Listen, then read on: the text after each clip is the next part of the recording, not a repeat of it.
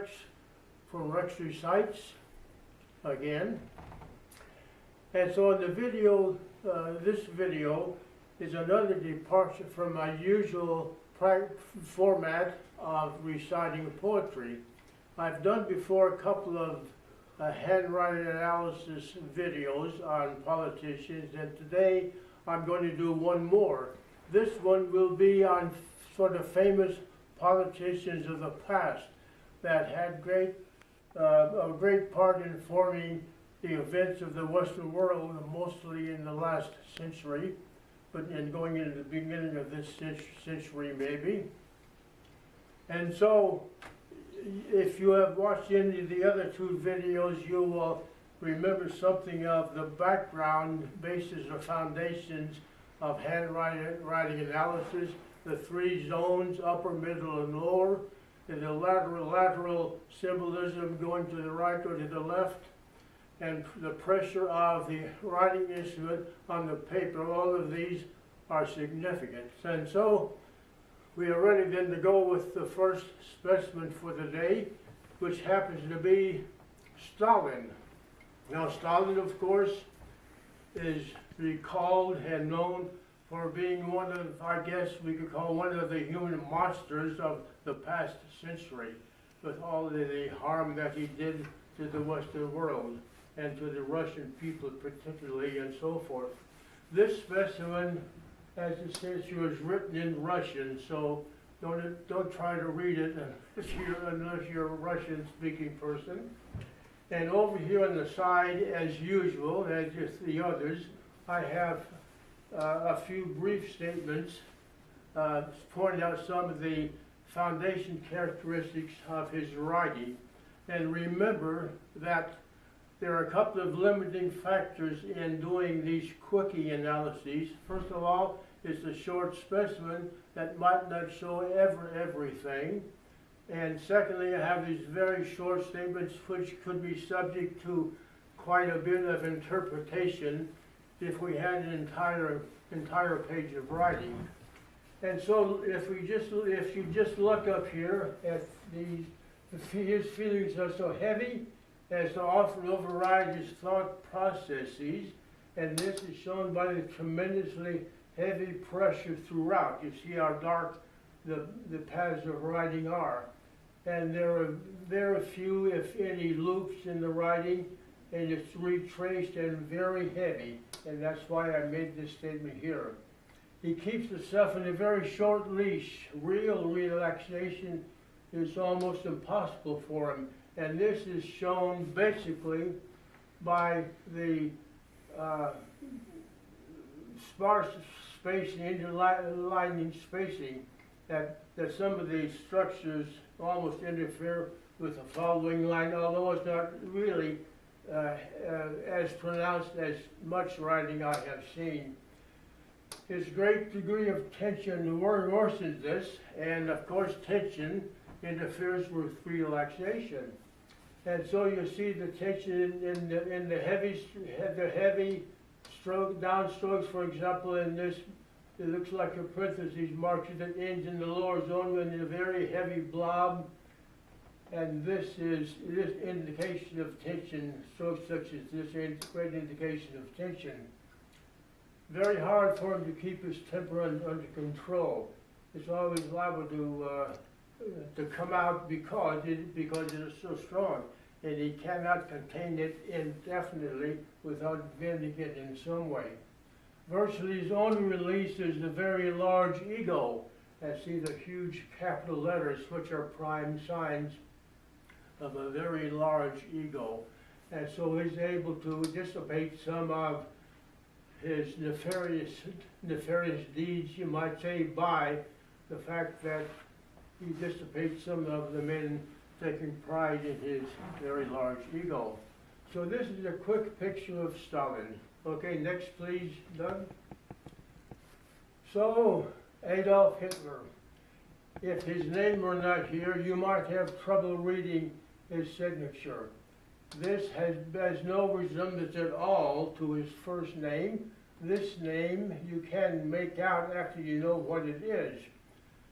And one of the most notable things of this signature is the fact that of the pervasive pessimism. Whenever we have a strict down slant in the baseline, this is an indication of specimen.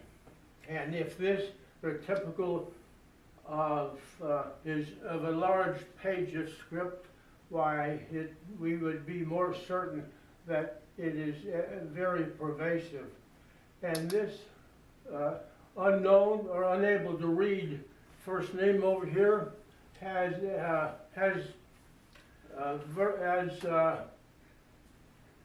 shows partly his secretiveness, not being able, wanting to reveal personal details and so forth.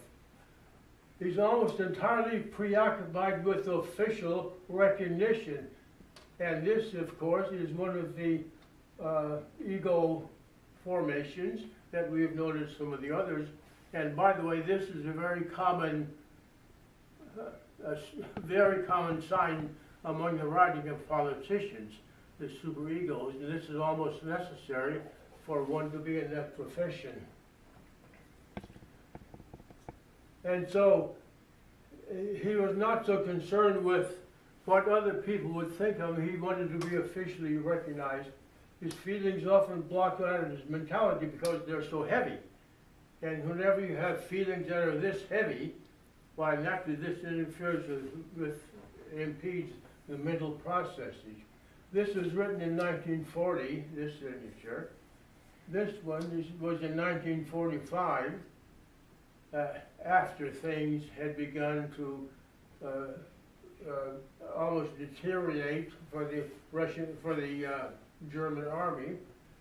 And so I say here he fell apart after D-Day. So look at that. That's supposed to be his signature. And it's just a meaningless blob, which he had become. And we know, of course, that he committed suicide shortly thereafter. Okay, next, please. Winston Churchill. Now, I consider, and I know many people do consider Churchill one of the heroes of the 20th century.